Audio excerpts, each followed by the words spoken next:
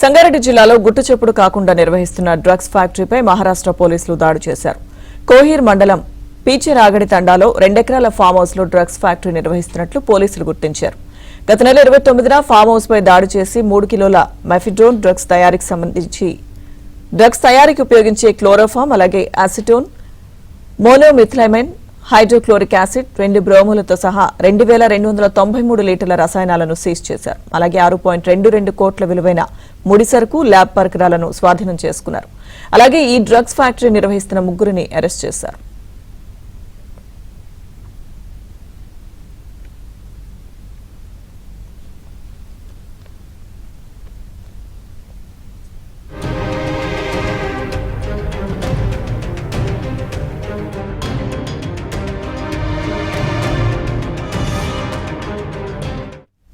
పోలీసులు గుర్తించారు. గత నెల 29న ఫామ్ హౌస్ పై దాడి చేసి 3 కిలోల మెఫిడ్రోన్ డ్రగ్స్ తయారీకి ఉపయోగించే క్లోరోఫామ్, అలాగే అసిటోన్, మోనోమిథైలమైన్, హైడ్రోక్లోరిక్ యాసిడ్, 2 బ్రోములతో సహా 2293 లీటర్ల రసాయనాలను సీజ్ చేశారు. అలాగే 6.22 కోట్ల విలువైన ముడి సరుకు, ల్యాబ్ పరికరాలను స్వాధీనం చేసుకున్నారు. అలాగే ఈ డ్రగ్స్ ఫ్యాక్టరీ నిర్వహిస్తున్న 3 అరెస్ట్ చేశారు.